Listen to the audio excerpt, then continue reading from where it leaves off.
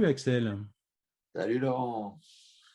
Alors aujourd'hui, on se disait qu'on parlerait bien du burn-out. Oui, Notamment, j'aurais été intéressé que tu puisses nous mettre des mots, faire des liens entre ce qu'on appelle de loin le burn-out et qu'est-ce qui pourrait se passer ou comment on pourrait l'expliquer à la mode IFS, c'est-à-dire avec les parties, les fardeaux, l'énergie, enfin voilà, tout ce qui peut se passer à l'intérieur pour mettre un peu plus de conscience, un éclairage là-dessus, pas rester juste derrière ce mot burn-out. si quelqu'un qui écoute ne connaît pas ce terme burn-out, je vais juste donner ce que ça veut dire, hein. C'est quelqu'un qui explose, qui explose et dans un cadre en général professionnel, qui explose, c'est-à-dire qui euh, va brutalement devoir arrêter son travail du fait d'un investissement excessif en général dans le travail, d'une implication excessive dans le travail, qui fait qu'il a euh, perdu son énergie, qu'il est brûlé, il s'est auto-brûlé, auto-consumé dans un surinvestissement professionnel. Globalement, c'est ça. On va revenir après sur les détails. Et pour ceux qui ne connaissent pas non plus ce qu'on vient d'évoquer, quand on parle de IFS et de parties, etc., je rappelle que c'est un modèle de psychothérapie créé par Richard Schwartz. Et pour ceux qui s'intéressent, ils pourront lire le livre IFS, qui s'appelle IFS, le modèle, le système de la famille intérieure, le modèle de la famille intérieure. Donc voilà, c'est un lien entre les deux choses que tu me proposes et que je vais commenter effectivement. Donc d'un côté, ça suppose de parler un peu du burn-out et puis de l'autre côté du modèle IFS pour faire les liens entre les deux. Alors, je vais être synthétique pour chaque chose et puis après, je vais faire un ou deux liens et ensuite je te repasserai la parole pour l'énergie pour que si tu as envie de me stimuler, de poser une question. Alors pour le burn-out, évidemment, ça m'est arrivé de suivre des gens qui, malheureusement pour eux, ou heureusement pour eux, hein, j'insiste, ou heureusement pour eux, ont vécu un burn-out. Alors pourquoi heureusement? Parce que, par exemple, l'une des dernières personnes que je vois, euh, ce fameux burn-out lui a permis de changer son orientation professionnelle et elle est maintenant sur un chemin où elle est beaucoup plus heureuse et plus ajustée qu'avant par rapport à son travail. Donc, méfions-nous, ce que l'on croit parfois être un problème est vraiment une opportunité de route meilleure. Et parfois, ce que l'on croit dans la vie être une bonne chose peut devenir un enfer. Donc, seul le futur révèle le sens du passé. Voilà. C'est la fameuse comment dire, métaphore du chinois avec son fils et le cheval. Je la raconterai après si tu as envie, je la raconte pour les auditeurs. Donc, pour le burn-out, ce que je dirais d'essentiel pour commencer, donc d'essentiel donc d'imparfait, c'est que j'ai remarqué que ça concernait des gens qui étaient pleins de bonne volonté pour leur travail, passionnés par leur travail, voulant bien faire. Que ça concernait des gens pour qui le travail avait beaucoup de valeur, peut-être trop de valeur existentielle. Et ça concerne des gens qui ont perdu la conscience des limites. À quelles limites? La limite de leur propre énergie. Par exemple, des gens qui se croient invulnérables en termes de limites de travail et qui ne repèrent pas les signes que leur corps leur donne pour freiner les choses, qui ne repèrent pas les signes que leur donne leur environnement relationnel pour freiner cet investissement, et qui, au lieu de regarder ces signes, ont plongé dans une espèce de piscine dont le liquide est une espèce de croyance complètement mythologique. Quelle croyance? La croyance que plus je vais en faire, mieux ça va être. Bon, ça, c'est pour le burn-out. Pour l'IFS, en IFS, on parle donc des protecteurs, qui sont des parties qui sont là pour scanner le réel autour de nous, et surtout scanner le présent et scanner le futur. Ce sont des parties qui sont là pour scanner le futur. Pourquoi? Parce qu'elles sont là pour faire en sorte que le futur ne nous impacte pas trop sur nos zones sensibles. Et donc, elles mettent en place, ces parties, des stratégies, des façons de faire pour que nous nous sentions protégés. Par exemple, on va planifier des choses pour les semaines qui viennent. Comme ça, on n'est pas confronté à un vide, à des contradictions, une absence de sens, etc. Il y a dans le système donc ce qu'on appelle les exilés. Alors, les exilés, ce sont des parties de nous qui sont très fragiles, qui sont blessées, et que le système a mis en arrière-fond, vraiment dans le fond de nous, pour ne pas que ces parties nous rappellent leurs blessures. Des blessures, on appelle ça des fardeaux dans ce modèle. Et pourquoi? Parce que c'est très désagréable de ressentir la blessure, c'est très désagréable pour chacun d'entre nous de sentir quelque chose de douloureux, une peine, une contradiction interne, une colère dont on ne sait pas quoi faire. C'est très gênant. Et donc, le système s'organise pour qu'on ne perçoive pas ces blessures qui sont parfois profondes, parfois même qui ne nous appartiennent pas. Donc, le système s'organise pour qu'on ne les ressente pas. Voilà, donc ça, c'est pour ça qu'on appelle ça des exilés. Ce sont des parties qui, comme dans la vraie vie, malheureusement, comme des gens qui ont quitté leur pays, sont partis en exil, ont quitté la terre de leurs ancêtres, ont été obligés d'aller ailleurs, loin de leur terre natale, là où ils ont toutes leurs racines, pour tenter de survivre à leur manière.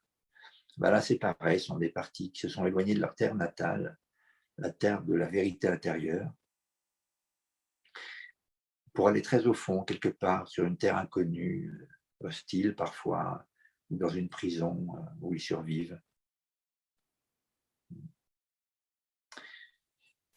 Et ils sont surveillés par d'autres parties du système pour ne pas sortir et hurler leur douleur, leur mécontentement. Et puis, il y a dans ce système-là des pompiers, et les pompiers, ce sont des parties de notre système qui sont là pour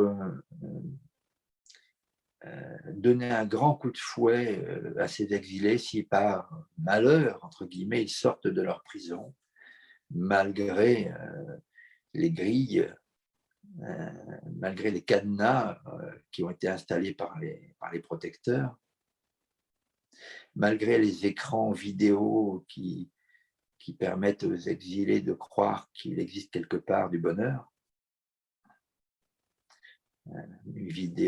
Écran vidéo installé par les protecteurs pour créer une espèce d'hypnose de bien-être. Malgré tout ça, si les exilés sortent, à ce moment-là, les pompiers interviennent avec leur fouet, avec tout ce qui va faire en sorte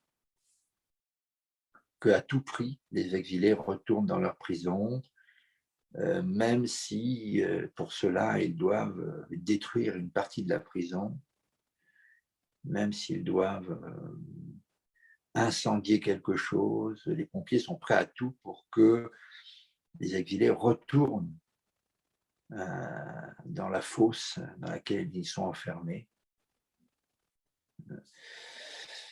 Et les pompiers, le problème des pompiers de ces parties-là, c'est qu'ils n'ont pas la conscience du système global. Et ils n'ont pas la conscience que, par exemple, ils sont paradoxaux, les pompiers. Ils n'ont pas la conscience que s'ils détruisent trop, ils vont détruire l'individu dans son intégralité.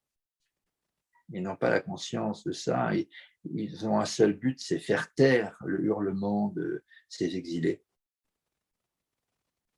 Et pour ça, ils sont prêts à mettre la radio à fond, les manettes, des mégaphones pour qu'on n'entende pas les hurlements, même si ces mégaphones rendent sourd la population environnante qui n'est pas concernée par ça. Ils sont prêts à mettre le feu voilà, sur l'environnement des exilés pour brûler tout ce qui peut émaner de ces exilés, même si ce feu va cramer tous les arbres qu'il y a autour, et ils ne se rendent pas compte qu'en faisant ça, ils vont détruire l'ensemble du système. Voilà. Donc ça, c'est pour une description synthétique. Et puis, bien sûr, il y a le fameux self dans ce système-là, qui est la partie saine de l'individu. Et on va dire, si je garde ma métaphore de l'exil, aller sur une autre planète, aller sur un autre continent, dans une fosse, les cadenas, si je garde ces métaphores, je dirais que le self, ça serait comme l'océan de la vie et de la vitalité qui se renouvelle sans cesse et qui peut nettoyer les rives de tous les continents. Le self, ça serait également le ciel, peut-être, qui, dans sa générosité avec le vent, l'air, peut balayer les miasmes, remettre de l'oxygène ici ou là, à chaque fois que c'est possible. Peut-être même que c'est le soleil qui, avec sa lumière, tente d'éclairer toutes les zones sombres de la planète. Chacun de voir la métaphore qui lui plaît le mieux. Voilà, et donc l'idée, c'est de croiser ces deux choses-là. Alors, je vais faire un seul croisement et ensuite, je verrai si ça t'inspire une réaction, une question. Alors, le premier croisement qui me vient à l'esprit, c'est que les gens qui sont en burn-out, qui font un burn-out, ont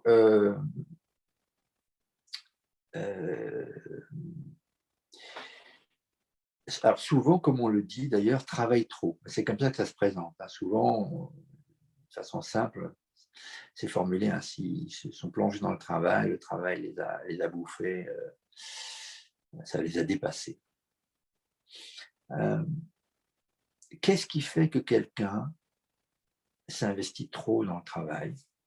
Ou dit en d'autres termes, quelle partie de lui prend la main pour l'amener dans cette zone, dans cet espace où il va être envahi par le travail, et au lieu que le travail lui serve, va servir au travail. Quelle partie fait ça?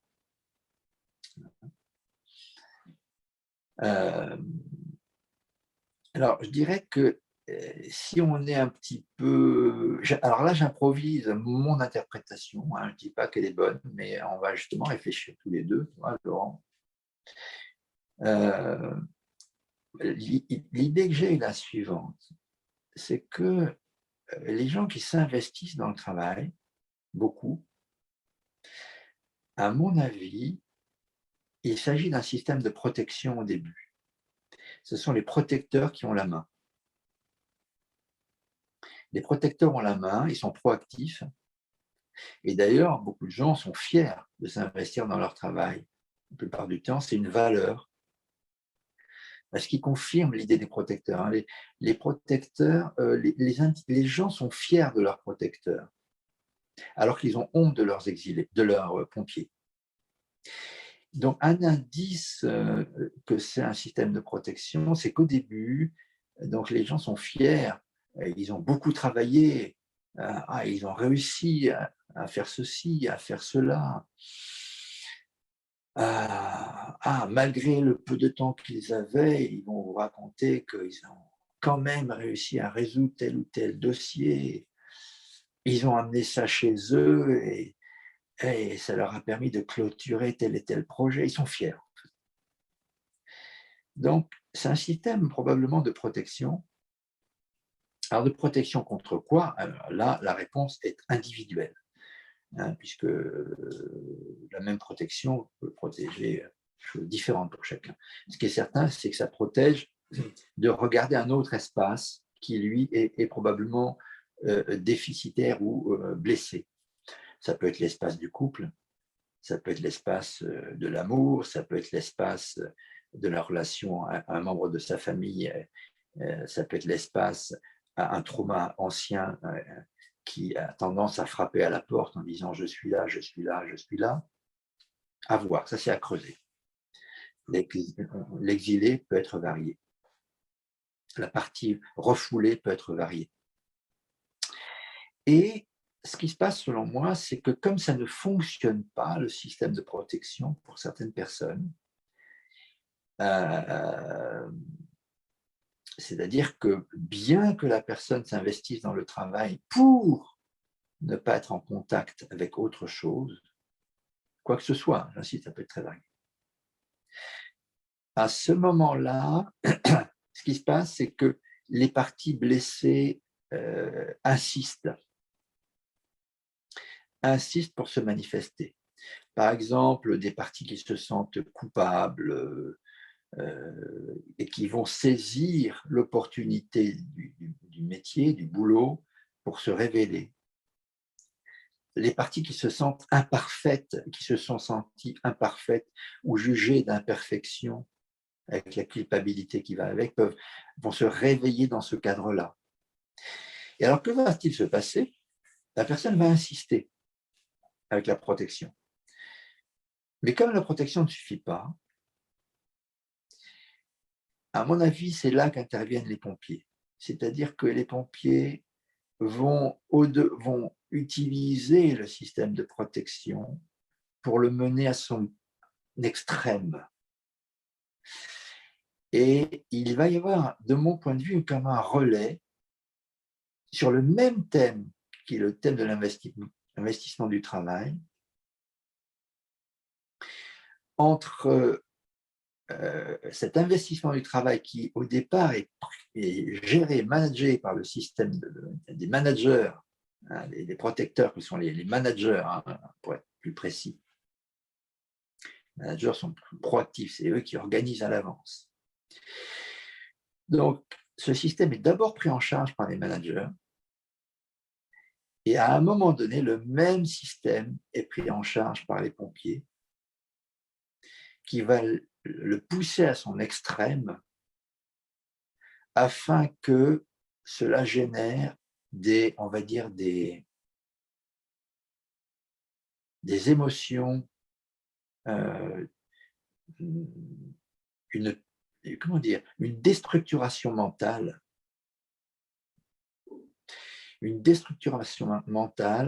Une espèce de panique globale et au final, une incapacité d'action. Et je dirais une situation presque physiologique de rupture. Les gens qui sont en burn-out peuvent en venir à ne plus pouvoir se lever de leur lit, ne plus pouvoir se réveiller ou ne plus pouvoir dormir. Enfin, ça dépend, ça peut être les deux extrêmes. Mais ça va générer une situation physiologique également telle que la personne n'est plus capable de gérer sa vie. Et là, on n'est plus dans le système de protection, mais on est dans le système de manager. Tout à l'heure, j'ai manqué de précision. Dans les protections, il y a les managers et les pompiers. Les managers, ce sont ceux qui organisent le futur, et les pompiers, ceux qui réagissent quand les exilés arrivent. Donc là, les pompiers s'organisent pour que, effectivement, le système qui a émergé avec les exilés autour des sentiments d'imperfection, de culpabilité, d'insuffisance, soit réduit à néant par une situation de déstructuration mentale, physique, telle que la personne, entre guillemets, tombe malade. Et ça, c'est vraiment les pompiers. C'est-à-dire que les pompiers, je termine là-dessus, les pompiers s'organisent pour rendre à la personne malade, quelque part. Les managers s'organisent pour que la personne ait de la valeur sociale à ses propres yeux, aux yeux des autres, et les pompiers s'organisent pour qu'elle tombe malade. Pourquoi? Parce que quand la personne tombe malade, surtout si c'est officiellement malade, et vraiment malade, bon, et ben ça va arrêter tout le système, et ça va valider. Ça va valider qu'elle ait le droit de s'arrêter. Ça va valider qu'elle ait besoin qu'on prenne soin d'elle.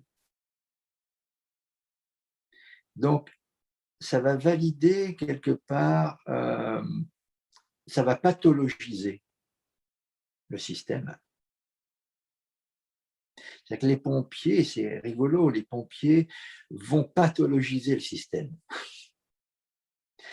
Et c'est comme s'ils disaient aux exilés, bah ouais, hein, bon, tu hurles, mais tu cries, mais c'est parce que tu es malade. Hein.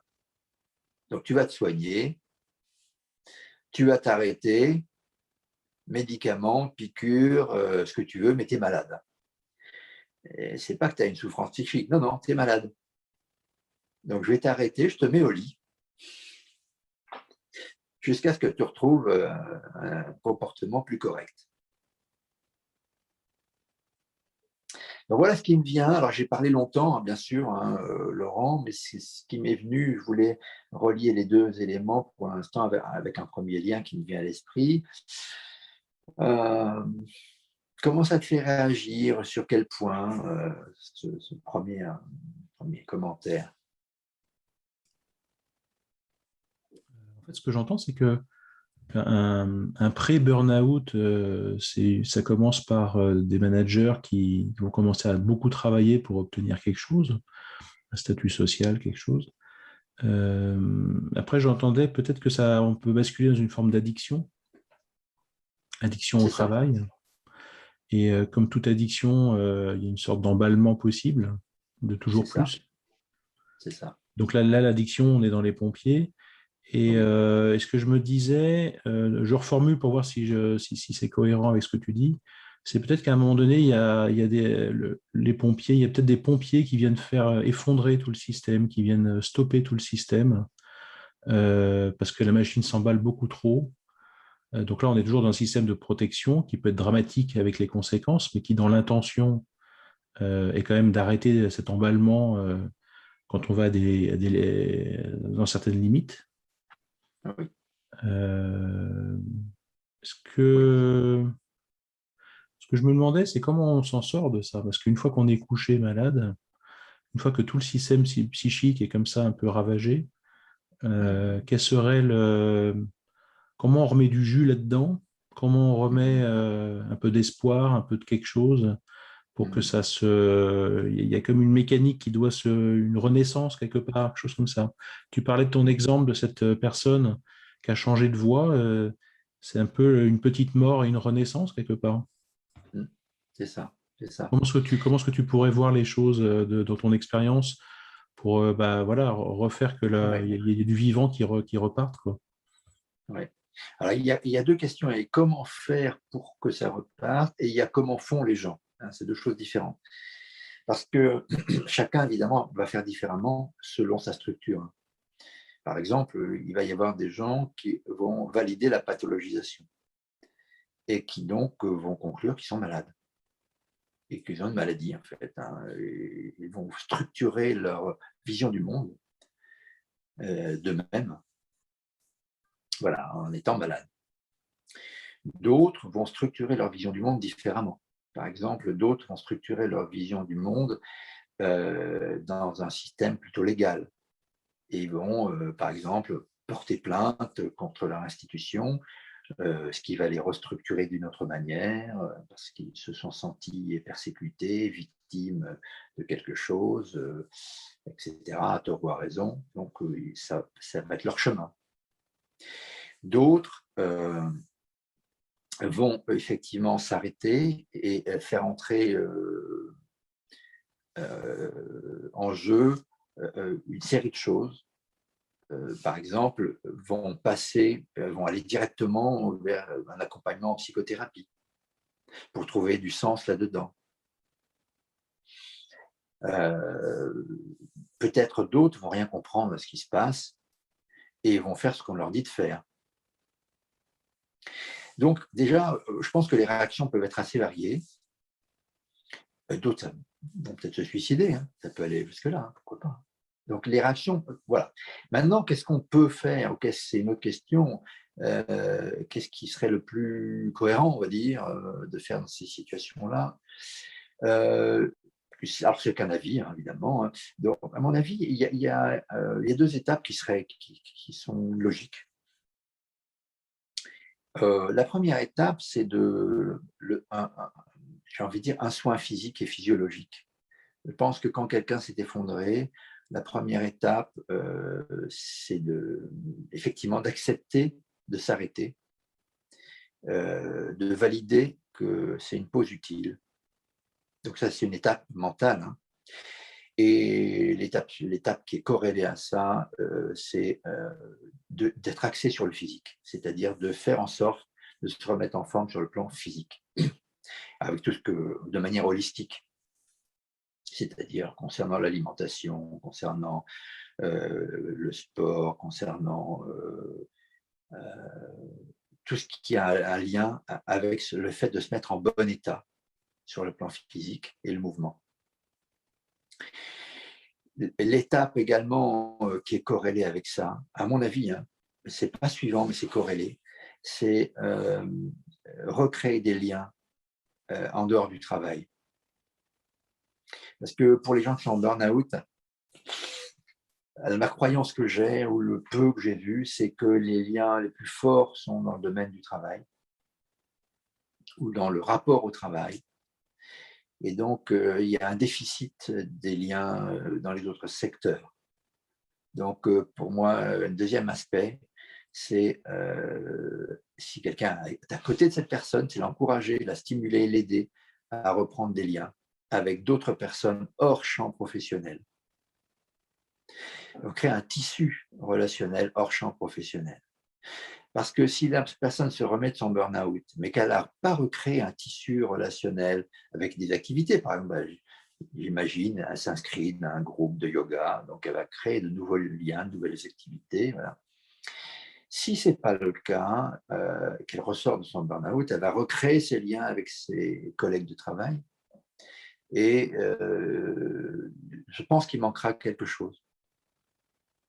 Donc, voilà. Et troisième chose, mais c'est un conseil personnel, évidemment, que c'est